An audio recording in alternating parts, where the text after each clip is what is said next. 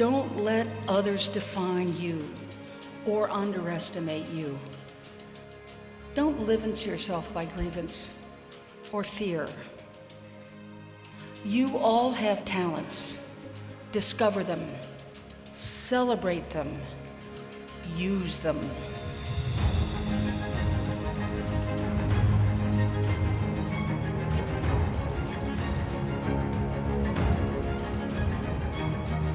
Congratulations to all you graduates. I'm so pleased to be here, and you all look so excited. It's wonderful.